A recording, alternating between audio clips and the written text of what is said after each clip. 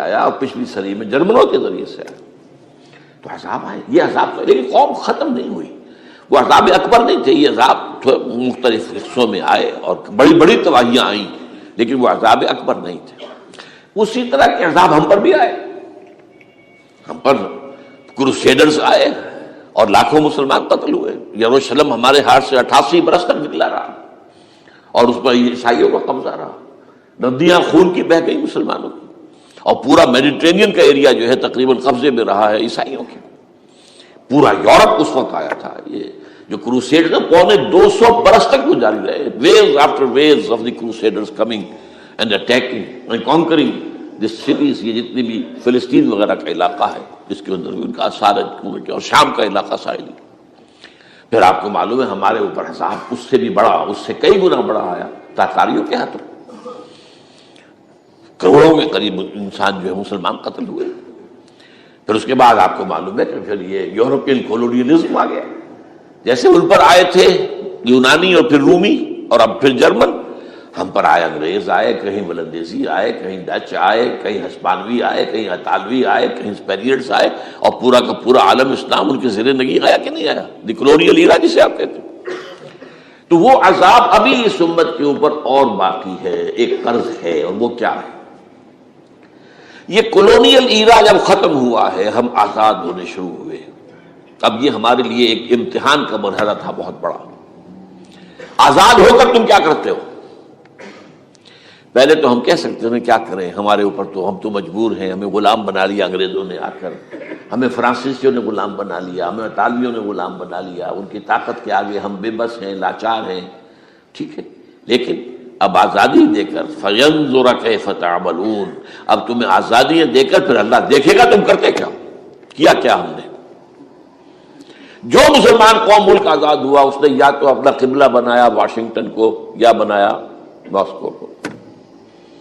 کسی نے قرآن کو اپنا امام نہیں بنایا. دعائیں مانگتے ہیں وَاجْعَلْهُ لَنَا إِمَامًا وَنُورًا وَهُدًى, لیکن اس کو امام بنانا, اپنا امام بنانا, اس کے پیچھے چلنا, اس کے احکام کو نافذ کرنا, اس کی شریعت کی تنفیذ کرنا, یہ اس کی تہذیب, اس کا تمدن دیا ہوا, اس کا معاشی نظام دیا ہوا, اس کو قائم کرنا. زیرو. اس لیے بہت بڑے عذاب کے ہم مستحق ہیں. بات کڑوی ہے, اچھی نہیں لگے گی, لیکن میں یہ آج سے نہیں کہہ رہا ہوں, میں سن 80 سے یہ باتیں کر رہا ہوں. نوٹ کر دیجیے اس بات کو. البتہ اس میں یہ ہے کہ اس امت کا معاملہ سب کا ایک جیسا نہیں. لیسو سواء, جیسے سورہ آل عمران میں کہا گیا ہے کہ یہ اہل کتاب بھی سب ایک جیسے نہیں ہیں, ان میں بھی کچھ نہ کچھ نیک لوگ تھے. امت قائمۃ آناء اللیل, راتوں کو کھڑے رہنے والے, عبادت کرنے والے موجود تھے. عیسائیوں میں احبار اور رہبان جو تھے وہ بڑے نیک لوگ تھے, اس وقت بھی موجود تھے. لیکن بحثیت مجموعی کا معاملہ کیا ہے اس کو دیکھنا پڑتا ہے نا, بحثیت مجموعی صورتحال کیا ہے. تو صورتحال کیا ہے کہ ہم نے کہیں بھی اللہ کے دین کو قائم نہیں کیا. مذہب تو ہے, لیکن ظاہر بات ہے کہ جرم جو ہے تو پوری امت کا, لیکن سب برابر نہیں ہے. سب سے بڑے مجرم عرب مسلمان. کیوں؟ انہیں اللہ نے جو مقام دیا وہ کسی اور کو نہیں دیا. حضور ان میں سے تھے, یہ رتبہ بلند ملا جس کو مل گیا, رسول عربی ہے نا. نمبر 2, ان کی مادری زبان میں اللہ کی کتاب موجود ہے. انہیں اس کو سمجھنے کے لیے کوئی نئی زبان پڑھنے کی ضرورت نہیں ہے. کوئی ہمارے لیے تو یہ صرف پڑھیں, نحو پڑھیں, یہ پڑھیں, وہ پڑھیں, تب کہیں جا کر اپنی آنکھ سے قرآن پڑھیں, ورنہ ترجمہ پر گزارا کریں. ترجمہ ظاہر بات انسپائر نہیں کر سکتا آدمی. ترجمہ تو سیکنڈ ہینڈ نالج ہے. جب آپ ترجمہ پڑھ رہے ہیں تو گویا کہ آپ اس مترجم کی آنکھ سے پڑھ رہے ہیں, اپنی آنکھ سے تو نہیں پڑھ رہے. لہذا سب سے بڑا عذاب تو ان پر آنا ہے. وہ جو میں بیان کر چکا ہوں گریٹر اسرائیل کے قیام کا معاملہ کیا ہے, تباہی تو انہی ملکوں پر آئے گی نا. وہ شام ہے, عراق ہے, اس کے لیے پہلا قدم اٹھایا تھا, ابھی تو اس کو ناکام بنا دیا ہے اللہ تعالیٰ کی جو بھی حکمت ہے. جو عراق پر حملہ تھا وہ اصل میں اس لیے تھا کہ گریٹر اسرائیل کی طرف پہلا قدم تھا. شہرون نے کہہ دیا تھا, یہ جو پڑا ہوا اب بھی کہیں مرا نہیں ہے. اس نے کہا تھا جیسے یہ صدام کی حکومت ختم ہوئی ہے, اس کے مجسمے گرائے گئے ہیں, کہ ان قریب عراق پر ہمارا قبضہ ہوگا. یہ اصل میں تھا اس گریٹر اسرائیل کی طرف پہلا قدم. لیکن بہرحال ہونا نقشے جو اب آ رہے ہیں دنیا میں اب تو بہت عام ہو گیا. 1906 سے 2006 سے چھپا ہوا نقشہ ہے وہ, اور ہمارے اخبارات میں اس کا آدھا ابھی آیا ہے, باقی آدھا تو لیا ہی نہیں گیا. باقی آدھا ہے مڈل ایسٹ سے متعلق. وہاں جو نئی تقسیم ہونی ہے, عراق کے 3 حصے ہونے ہیں. ایک حصہ کردستان کے ساتھ مل جائے گا, وہ گریٹر کردستان, ایران کا کردستان, عراق کا کردستان, ترکی کا کردستان ملا کر ایک کردستان. جیسے ہمارے ہاں پاکستان کا بلوچستان, افغانستان کا بلوچستان اور ایران کا بلوچستان ملا کر گریٹر بلوچستان بنے گا. یہ ممکن نقشہ, یہ نقشہ تو اس میں دیا گیا ہے جو اب اخبارات میں چھپے. وہ اگلا حصہ جو ہے وہ میں آپ کو بتا رہا ہوں. اور جو سعودی عرب کے ٹکڑے ہوں گے کہ ایک چھوٹی سی ریاست بنا دی جائے گی مکہ مدینہ شہروں کے اوپر مشتمل. یہ ویٹیکان ہوگا, جیسے ویٹیکان سٹی ہے روم کے اندر, یہ عیسائیوں کا ایک بڑا مرکز ہے, تو ایک چھوٹی سی حکومت اسے کہتے ہیں, علیحدہ ہے. وہاں اطالوی حکومت کا قبضہ نہیں ہے, وہاں پہ ان کی اپنی حکومت ہے, پوپ کی حکومت ہے. ایسے ایک ویٹیکن, گویا کہ ایک مسلم ویٹیکن بنا دیا جائے گا مدینہ. یہ ان کے نقشے ہیں. یہ نہ سمجھے کہ ایسا ہوگا, یہ تو اللہ جانتا ہے, لیکن یہ کہ جو ہوگا وہ تو میں نے کئی دفعہ کہا, تو اللہ کو معلوم ہے. یمکرون و یمکر اللہ, وہ اپنی سے چالیں چل رہے ہیں, اللہ اپنی چال چل رہا ہے, لیکن نقشوں کی یہ. بہرحال اس میں جو بھی ہے یقیناً ایک حد تک کامیابی انہیں ہوگی جس کی خبریں ہمیں دی گئی ہیں. گریٹر اسرائیل ایک دفعہ قائم ہوگا,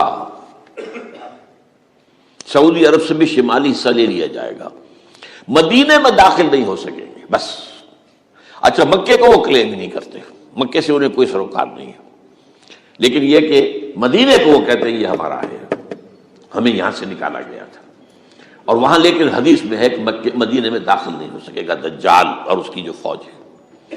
لیکن باقی شام, عراق, فلسطین, لبنان اور ترکی کا جنوبی حصہ اور مصر میں جو ہے یہ سینائی پیننسلا کے ساتھ ساتھ سارا, وہ اس پر تو رو رہے ہیں ابھی تک یہودی کہ کیوں واپس کر دیا سینائی پیننسلا. 1967 وار میں ہم نے جیتا تھا اسے, بعد میں وہ اسحاق ریبن اور یاسر عرفات کے درمیان دوستی کروائی تھی کلنٹن نے, جس کے نتیجے میں وہ واپس آیا ہے.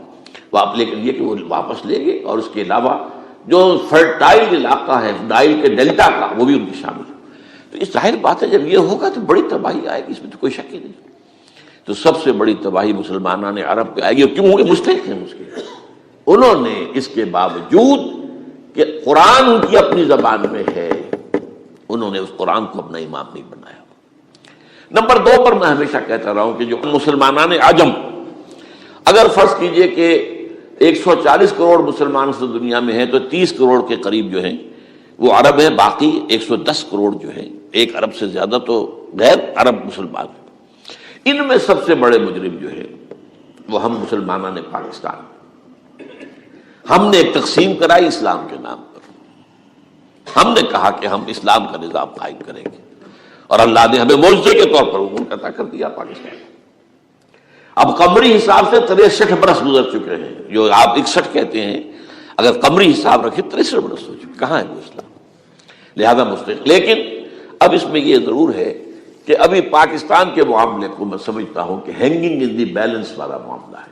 ابھی نہیں کہہ سکتے, اللہ تعالیٰ شاید کوئی توفیق دے دے, کوئی معجزہ ہو جائے. کیونکہ میرا تو یقین یہ ہے کہ یہ قائم بھی معجزے سے ہوا ہے, جس پر میں نے تفسیراً کتاب میں لکھا ہوا ہے اپنی استحکام پاکستان.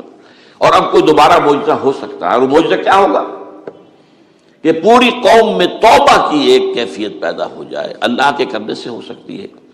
تمام انسانوں کے دل جو ہے اللہ کی 2 انگلیوں کے مابین ہے. حضور نے ہمیں خبر دی ہے, جدھر چاہتا ہے پھر دیتا ہے. تو کوئی عجب نہیں کہ ایسا ہو جائے. بہرحال اس اعتبار سے میں آپ سے عرض کر رہا ہوں کہ یہ پاکستان کے بارے میں نے جو آپ کو 2 آیتیں سنائی ہیں سورہ انبیاء کی, اس آخر کے حصے میں آئی ہیں سورہ انبیاء میں. وَإِنْ أَدْرِي أَقَرِيبٌ أَمْ بَعِيدٌ مَا تُوعَدُونَ. دیکھو لوگوں, مجھے یہ معلوم نہیں ہے کہ جس عذاب خدابندی کا تم سے وعدہ کیا جا رہا ہے وہ قریب آ گیا یا دور ہے. یہ حضور سے کہا جا رہا ہے. قل, آپ یہ کہہ دیجیے, ان ادری اقریب ام بعید ما توعدون. ساتھ ہی یہ بھی فرمایا وَإِنْ أَدْرِي لَعَلَّهُ فِتْنَةٌ لَكُمْ وَمَتَاعٌ إِلَىٰ حِينٍ. اور مجھے نہیں معلوم, ہو سکتا ہے کہ یہ تمہارے لیے ایک فتنہ بن کر معاملہ آ گیا ہو اور ابھی تمہیں اور مہلت دے دی جائے. اس حوالے سے ہم نہیں کہہ سکتے. اب آپ کو معلوم ہے, میں تفصیل سے بیان کر چکا ہوں جس طریقے سے مجموعی طور پر پاکستان میں گھیراؤ کیا گیا ہے, اور جس طریقے سے یہ جتنا نیو کونس کا اور کرسچن اور جو جیوش زائنسٹ ہیں، اور اب ان کے اندر اضافہ کیجیے ہندو زائنسٹ کا، اب یہ جس طریقے سے گھیرے کے اندر لے رہے ہیں پاکستان کو، جس طرح بھارت کی فوج افغانستان میں بھی آ رہی ہے، اس نے اپنے کتنے قونصل خانے کھولے ہوئے ہیں افغانستان میں، کس لیے؟ جو کچھ وہ ہو رہا ہے بلوچستان کے اندر، جو کچھ ہمارا پورا صوبہ سرحد ہے، اور اس سے آگے بڑھ کر جو کچھ کراچی میں ہو رہا ہے، یہ سارے معاملات جو ہیں وہ دیکھ لیجئے تو گویا کہ باہر سے ہمارا گھیراؤ مکمل ہو چکا ہے۔